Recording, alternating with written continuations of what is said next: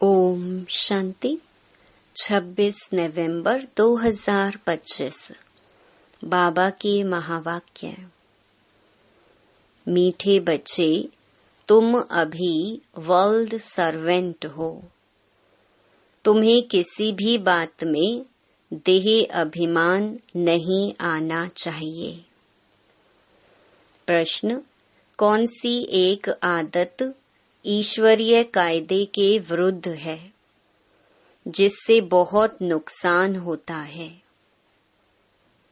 उत्तर: कोई भी फिल्मी कहानियां सुनना व पढ़ना, नॉवेल्स पढ़ना, यह आदत बिल्कुल बेकायदे है। इससे बहुत नुकसान होता है। बाबा की मना है, बच्चे, तुम्हें ऐसी कोई किताबें नहीं पढ़नी है। अगर कोई बीके ऐसी पुस्तकें पढ़ता है तो तुम एक दो को सावधान करो। गीत: मुखड़ा देख ले प्राणी जरा दर्पण में। ओम शांति। मीठे मीठे रूहानी बच्चों प्रति रूहानी बाप कहते हैं, अपनी जांच करो कि याद की यात्रा से हम तमो प्रधान से सतो प्रधान तरफ कितना आगे बढ़े हैं। क्योंकि जितना जितना याद करेंगे उतना पाप कटते जाएंगे। अब यह अक्षर कहाँ कोई शास्त्र आदि में लिखे हुए हैं? क्योंकि जिसने धर्म स्थापन किया, उसने जो समझाया उसके शास्त्र बने हुए हैं, जो फिर बैठ पढ़ते हैं, पुस्तक की पूजा करते हैं। अब यह भी समझने की बात है, जबकि यह लिखा हुआ है, देह सहित देह के सर्व संबंध छोड़ अपने को आत्मा समझो। बाप याद दिलाते हैं, तुम बच्चे पहले पहले अशरीरी आए थे, वहां तो पवित्र ही रहते हैं। मुक्ति जीवन मुक्ति में पतित आत्मा कोई जा नहीं सकती। वह है निराकारी निर्विकारी दुनिया। इसको कहा जाता है साकारी विकारी दुनिया। फिर सतयुग में यही निर्विकारी दुनिया बनती है। सतयुग में रहने वाले देवताओं की तो महिमा बहुत है। अब बच्चों को समझाया जाता है, अच्छी रीति धारण कर औरों को समझाओ। तुम आत्माएं जहां से आई हो, पवित्र ही आई हो। फिर यहाँ आकर अपवित्र भी जरूर होना है। सतयुग को वाइसलेस वर्ल्ड, कलयुग को विशियस वर्ल्ड कहा जाता है। अब तुम पतित पावन बाप को याद करते हो कि हमको पावन वाइसलेस बनाने आप विशियस दुनिया विशियस शरीर में आओ। बाप खुद बैठ समझाते हैं। ब्रह्मा के चित्र पर ही मूंझते हैं कि दादा को क्यों बिठाया है। समझाना चाहिए, यह तो भागीरथ है, शिव भगवानुवाच है। यह रथ मैंने लिया है क्योंकि मुझे प्रकृति का आधार जरूर चाहिए, नहीं तो मैं तुमको पतित से पावन कैसे बनाऊं। रोज पढ़ाना भी जरूर है। अब बाप तुम बच्चों को कहते हैं, अपने को आत्मा समझ माँ मेकम याद करो। सभी आत्माओं को अपने बाप को याद करना है। श्री कृष्ण को सभी आत्माओं का बाप नहीं कहेंगे। उनको तो अपना शरीर है, तो यह बाप बहुत सहज समझाते हैं। जब भी किसी को समझाओ तो बोलो, बाप कहते हैं तुम अशरीरी आए, अब अशरीरी बनकर जाना है। वहां से पवित्र आत्मा ही आती है। भल कल कोई आते तो भी पवित्र हैं, तो उनकी महिमा जरूर होगी। सन्यासी, उदासी, गृहस्थी जिनका नाम होता है, जरूर उनका यह पहला जन्म है ना। उनको आना ही है धर्म स्थापन करने। जैसे बाबा गुरु नानक के लिए समझाते हैं। अब गुरु अक्षर भी कहना पड़ता है, क्योंकि नानक नाम तो बहुतों का है ना। जब किसकी महिमा की जाती है तो उस मतलब से कहा जाता है, ना कहें तो अच्छा नहीं। वास्तव में बच्चों को समझाया है, गुरु कोई भी है नहीं सिवाय एक के, जिसके नाम पर ही गाते हैं सतगुरु अकाल। वह अकाल मूरत है, अर्थात जिसको काल ना खाए, वह है आत्मा। तब यह कहानियां आदि बैठ बनाई हैं। फिल्मी कहानियों की किताब, नॉवेल्स आदि भी बहुत पढ़ते हैं। बाबा बच्चों को खबरदार करते हैं, तुम्हें कभी भी कोई नॉवेल आदि नहीं पढ़ना है। कोई कोई को आदत होती है। यहाँ तो तुम सौभाग्यशाली बनते हो। कोई बीके भी नॉवेल्स पढ़ते हैं।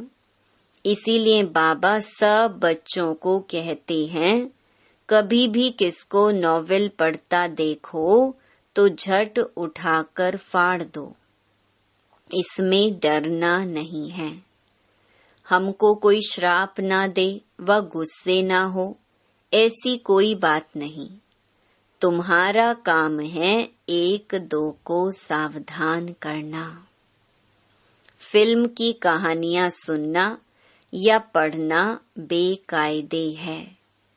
बेकायदे कोई चलन है तो झट रिपोर्ट करनी चाहिए, नहीं तो सुधरेंगे कैसे? अपना नुकसान करते रहेंगे। खुद में ही योग बल नहीं होगा तो यहाँ क्या बैठ सिखलाएंगे? बाबा की मना है। अगर फिर ऐसा काम करेंगे तो अंदर दिल जरूर खाती रहेगी, अपना नुकसान होगा। इसीलिए कोई में भी कोई अवगुण देखते हो तो लिखना चाहिए। कोई बेकायदे चलन तो नहीं चलते, क्योंकि ब्राह्मण इस समय सर्वेंट है ना। बाबा भी कहते हैं, बच्चे नमस्ते, अर्थ सहित समझाते हैं। बच्चियां पढ़ाने वाली जो हैं, उनमें देह अभिमान नहीं आना चाहिए। टीचर भी स्टूडेंट का सर्वेंट होता है ना। गवर्नर आदि भी चिट्ठी लिखते हैं, नीचे सही करेंगे, आई एम ओबीडियंट सर्वेंट। बिल्कुल सम्मुख नाम लिखेंगे। बाकी क्लर्क लिखेगा अपने हाथ से, कभी अपनी बड़ाई नहीं लिखेंगे। आजकल गुरु तो अपने आप को आपे ही श्री श्री लिख देते। यहाँ भी कोई ऐसे हैं, श्री फलाना लिख देते हैं। वास्तव में ऐसे भी लिखना नहीं चाहिए। ना फीमेल श्रीमती लिख सकती है। श्रीमत तब मिले जब श्री श्री स्वयं आकर मत देवे। तुम समझा सकते हो कि जरूर कोई की मत से यह देवता बने है ना। भारत में किसको भी यह पता नहीं कि यह इतना ऊंच विश्व के मालिक कैसे बने। तुमको तो यही नशा चढ़ना चाहिए।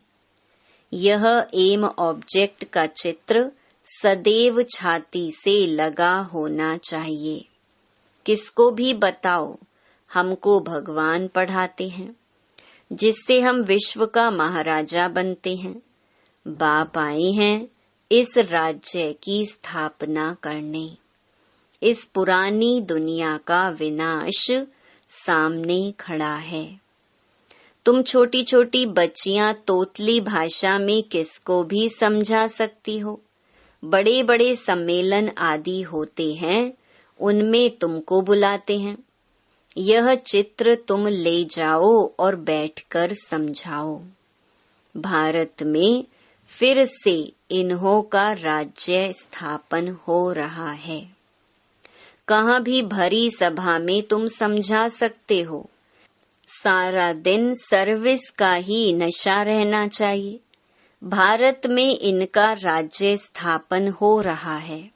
बाबा हमको राजयोग सिखला रहे हैं। शिव भगवानुवाच, हे बच्चों, तुम अपने को आत्मा समझ मुझे याद करो, तो तुम यह बन जाएंगे 21 पीढ़ी के लिए। दैवी गुण भी धारण करने हैं। अभी तो सबके आसुरी गुण हैं। श्रेष्ठ बनाने वाला तो एक ही श्री श्री शिव बाबा है। वही ऊंचते ऊंच बाप हमको पढ़ाते हैं। शिव भगवानुवाच, मन मना भव। भागीरथ तो मशहूर है। भागीरथ को ही ब्रह्मा कहा जाता है, जिसको महावीर भी कहते हैं। यहाँ दिलवाड़ा मंदिर में बैठे हुए हैं ना, जैनी आदि जो मंदिर बनाने वाले हैं, वह कोई भी जानते थोड़े ही हैं।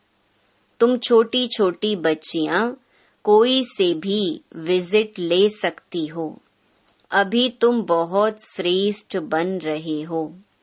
यह भारत की एम ऑब्जेक्ट है ना। कितना नशा चढ़ना चाहिए। यहाँ बाबा अच्छी रीति नशा चढ़ाते हैं।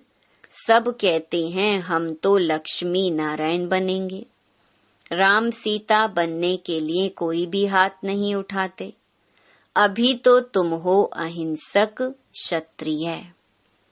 तुम अहिंसक क्षत्रियों को कोई भी नहीं जानते।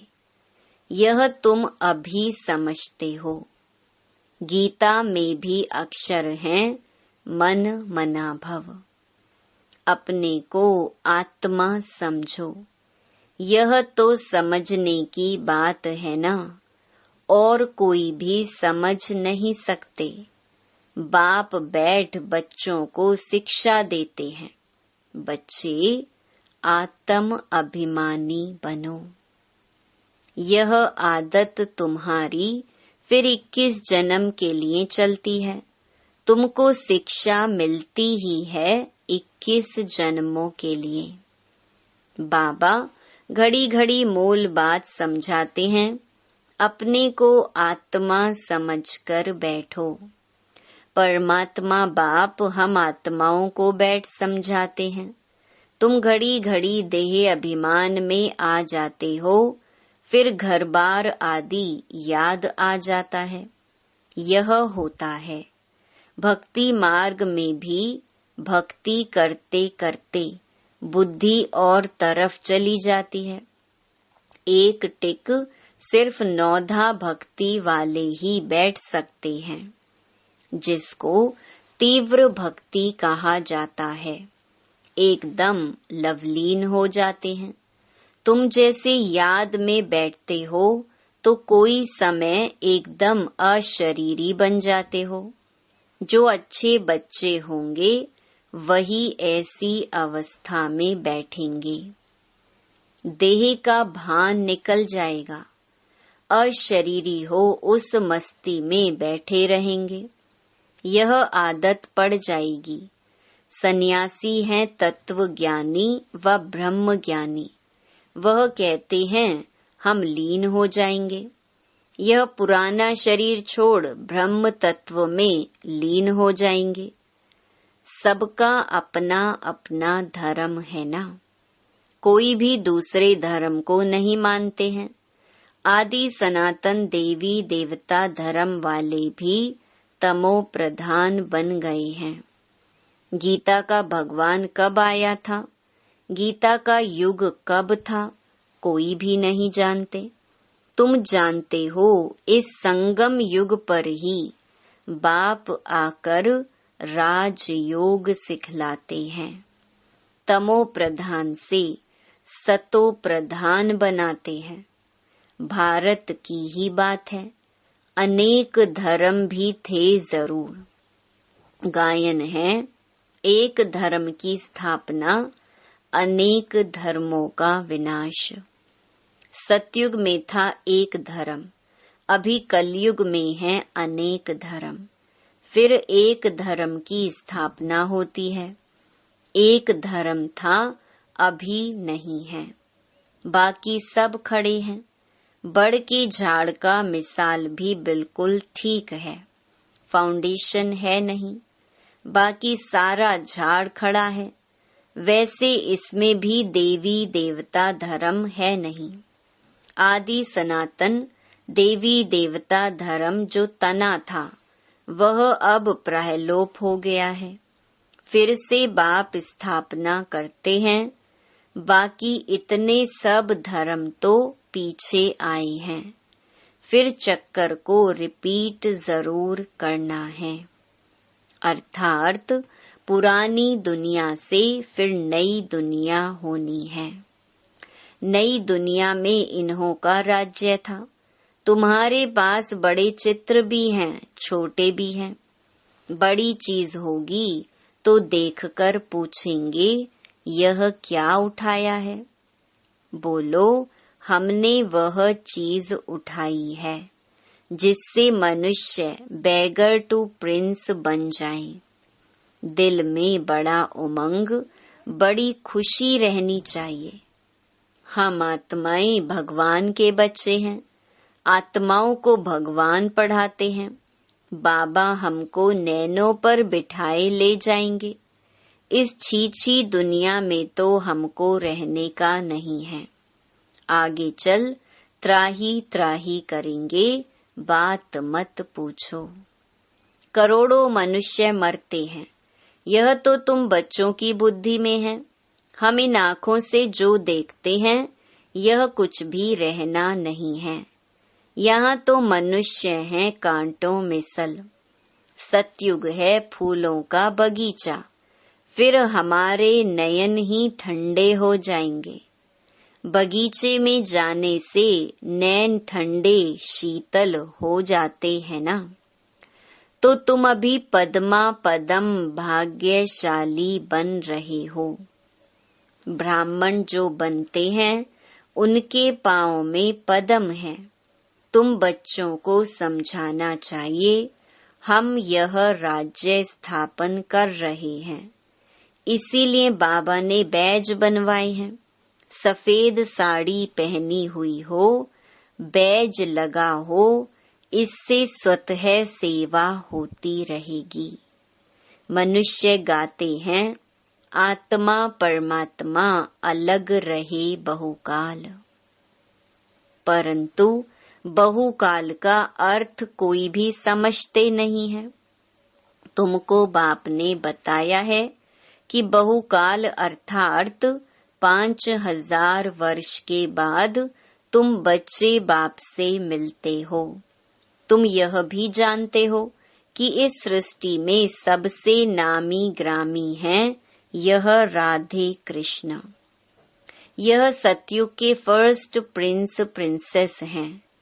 कभी किसके ख्याल में भी नहीं आएगा कि यह कहाँ से आए।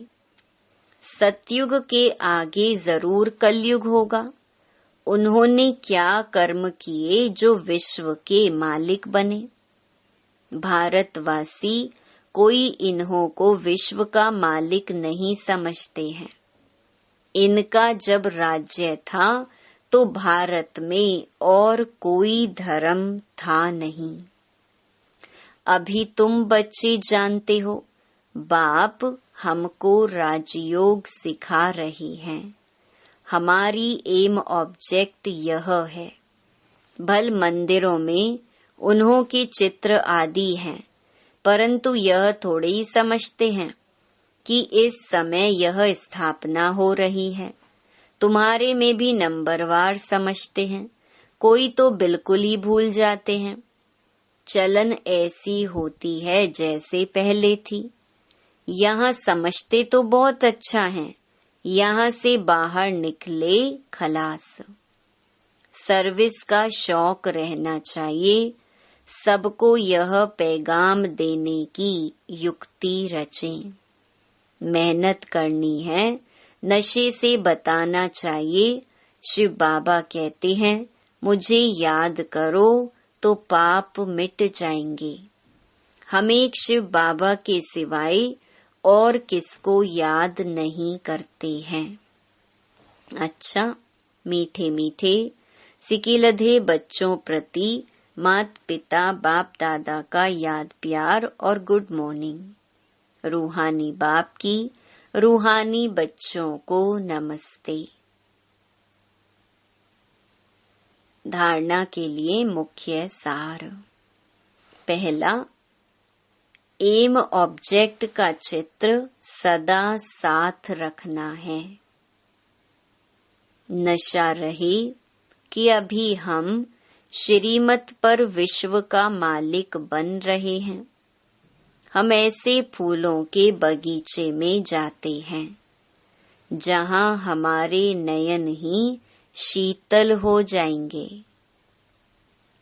दूसरा, सर्विस का बहुत बहुत शौक रखना है।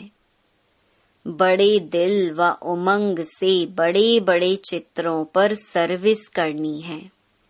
बेगर टू प्रिंस बनाना है। वरदान, कर्मों की गति को जान, गति सदगति का फैसला करने वाले मास्टर दुख हरता सुख करता भव।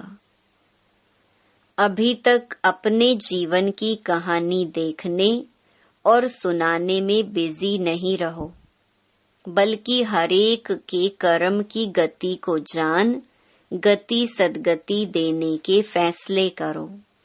मास्टर दुख हरता सुख करता का पार्ट बजाओ। अपनी रचना के दुख अशांति की समस्या को समाप्त करो। उन्हें महादान और वरदान दो। खुद फैसिलिटीज माना सुविधाएं ना लो, अब तो दाता बनकर दो।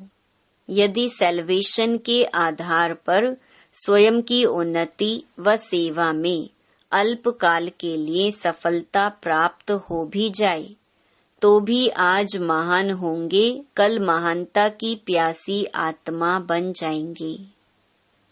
स्लोगन, अनुभूति ना होना युद्ध की स्टेज है, योगी बनो योद्धे नहीं।